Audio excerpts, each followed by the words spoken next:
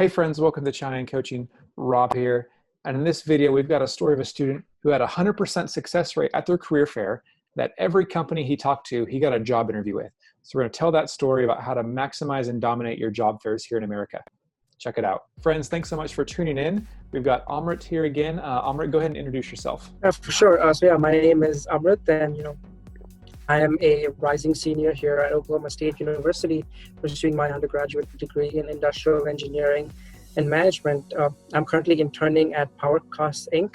as a business analyst intern this summer. Originally, I was actually born and brought up in Chennai, actually in India, and that's where I did all of my schooling. And as a kid, I was always interested in in engineering, so I wanted to go ahead and sort of major in engineering in college. So at the age of 18, came all the way from Chennai, India, to a small city here in Oklahoma called Stillwater, Oklahoma, which is where I started my my college degree. I actually started off as a mechanical engineering student, but after my first year, I was sort of interested in the business side of things, and so I changed my major to industrial engineering, which I really like right now.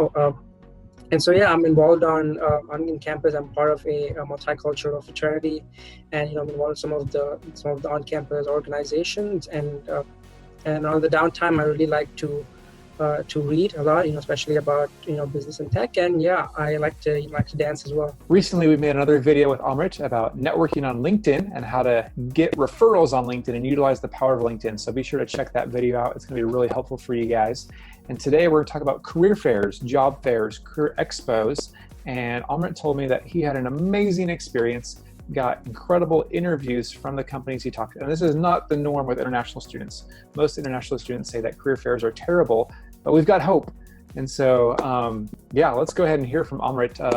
We're going to kind of break this up into before, during, and after for the career fair. So Amrit, tell us first, just how did you prepare for these career fairs at your college at OSU as an undergrad student? It's important to really understand that, as undergrads, it's actually a lot harder to get a job interview as compared to your master's students, because they have, two tries at the H-1B system. So, going back to like the previous video that I mentioned of, having these relationships, what I did was actually do the same thing, but I did it for companies that came to, my career fair. So before even the career fair started, like a month in advance, our career fair company list came out, and I reached out. I selected a list of 10 companies, and I reached out to people within those 10 companies, had that relationship going, spoke to them, asked them their advice and everything. And so most of them told me that they're going to see me in the fall, in a career fair at OSU in the fall. And so I was really excited, for that. And so, before the career fair even started, I actually went ahead and saw what all these companies, what are some of the application job positions that were open. And I made sure to go ahead and already apply to them, already communicate that to the people who I reached out to, people who I had these relationships with, right? So I did a lot of research about the companies as well. I actually went into their quarterly releases and actually started seeing, try to get some questions that some very, very specific questions that I thought would be relevant to the job I'm applying to. So I would say that people say that doing research helps, but it's important to just don't do research about what the company does. It's important to research about where the company is going in the future, because if you're going to join that company, you're probably going to add value in the future. So it's important to realize the whole industry as a whole, where that's going in the future, where the company is going. So if you're going to do that level of research, that's obviously going to reflect on the employer or the person that you're talking to, because they're going to say, okay, this person has actually prepared, actually done his research. So that's pretty much what I did was I reached out to people, made sure to tell them that, hey, look out for me when I'm coming when I come to approach them at the career fair. I love how not only did you just do your research, but you did your homework. You just didn't look up the company and figure out what they did, but you already were connecting and relating with the recruiters. You were studying, you were seeing the reports, you knew how to talk confidently about the company to someone who you kind of already knew and had a connection with. What a huge advantage to be able to step up to that person and have all that work building up to that moment versus you just being another number in a long line. Like that's a huge advantage you had from the work you did up front. So that's really cool. You did the hard work. You just didn't show up blindly. Now, what was your plan in the action, in the middle of the game? Career fair day is going on. What did you do? Okay, yes, that's a very good question. So I made sure to look my best. I made sure to get the most like fitted suit that I had. Made sure to have a good tie. Made sure to look my best, because if you're looking confident, that if you're like dressed well, you're automatically feeling confident in a way. So I made sure get everything done, get my resumes printed out, get everything on there. And so I think the best one of the thing that actually made me stand out was so within my major, analytics is a big part of industrial engineering, and it was a big part of the jobs that I was applying to. So a lot of times people use the application called Tableau, right? And so I had taken actually a course on Tableau in the summer prior to the career fair, and I had made my resume actually on Tableau, like a very, very interactive version of my resume. So I'm like, why don't I just take some of my projects to the career fair, then have the process of like reaching out to the recruiter and like sharing your project later on. Why don't I just take it live and show to them right then and there? Because that's what they're going to remember. They're not going to remember 100 resumes that they got. They're going to remember that one interactive Tableau resume that they got. And Which shows your experience. It shows that you actually can do what you're talking about. Exactly, right. So you want to find that one thing that will make you stand out. And so I was actually trying to even get 3D printed business cards. That's what I was trying to actually get to, but I couldn't. Oh, I love think that those idea. are just some of the ways. Yeah, just like finding different ways to make you stand out. That's what happens. Yeah, I made a whole nother video about career fairs, and I said the number one point, the number one biggest tip at a job fair is to stand out. Everything you do, everything you think about, that funnel is this going to help me stand out? And that is your decision filter. And I love that you're thinking the exact same way. How do people respond when you showed them that Tableau thing? All of my response was very, very positive, and they were like, "Oh, I've never seen this kind of thing," or "Thanks for welcoming me to the future." Those are some of the response that I got, because obviously I think everyone liked it, because a lot of times they hadn't seen that like a resume like that, or seeing like an actual project being brought out to them. I was actually carrying my laptop in my left hand during that time. So at that point, my hand was hurting after carrying that big thing around. But so, and I made sure not to actually start off with that.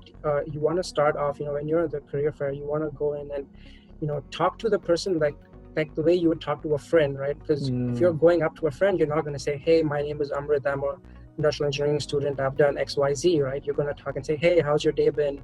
Is this your first time here at OSU? Where are you from?" and stuff like that. So it eases the conversation than just being a question and answer, like than just being interrogation. It brings out a conversational nature to it.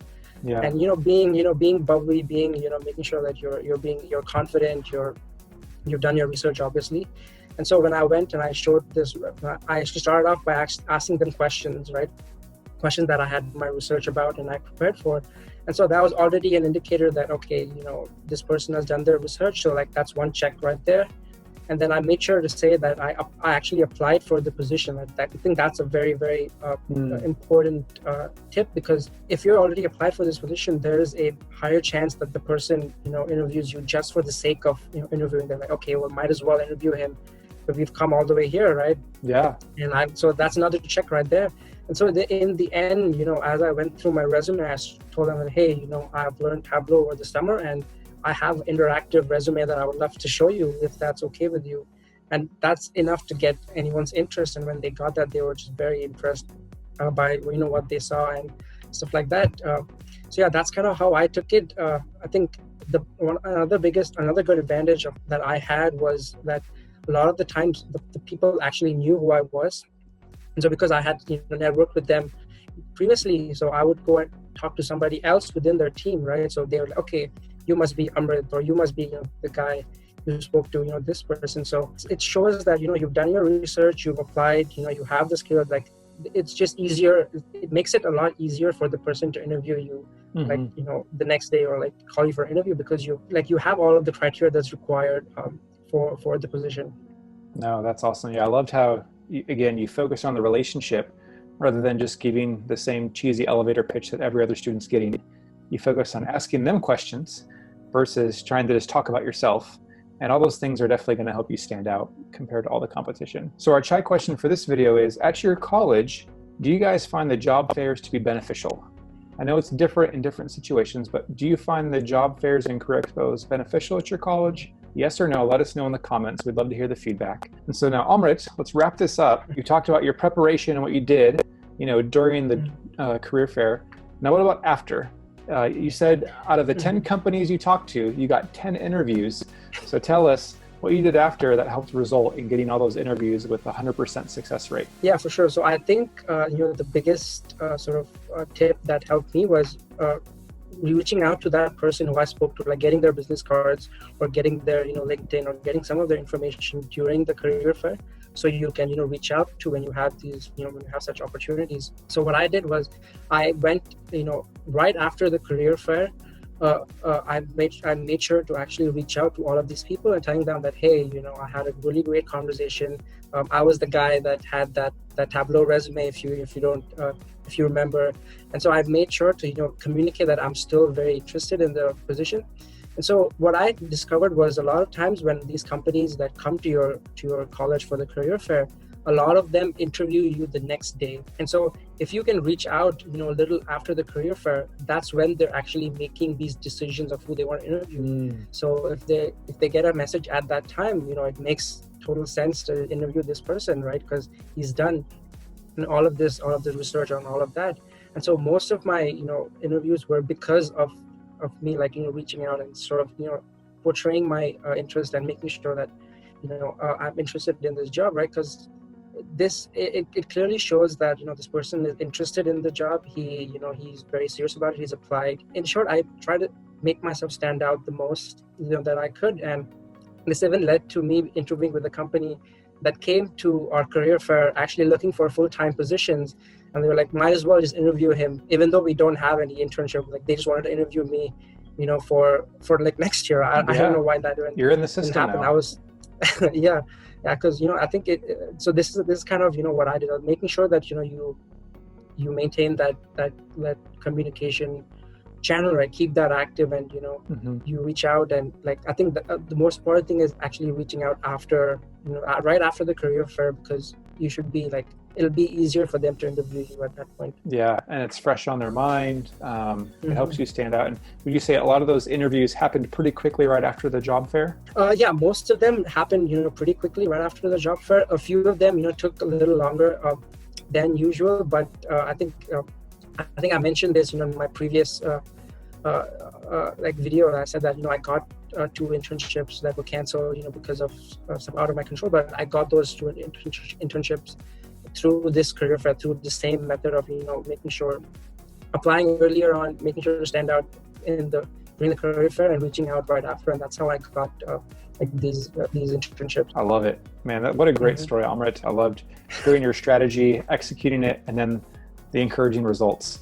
So thanks so much for sharing. Thank you very much, Rob. You're doing great with your channel, and I hope you can scale your channel to newer milestones, to newer heights.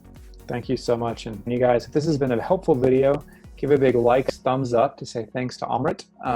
Don't forget to check out his other video as well about networking on LinkedIn, how to get helpful referrals from people. And yeah, be sure to connect with us online. Don't forget to subscribe to Chai and Coaching, because we want to continue to help you guys succeed on your cross-cultural journeys and achieve your goals. Everyone, thanks so much for joining us. We'll see you guys next time at Chai and Coaching. Cheers.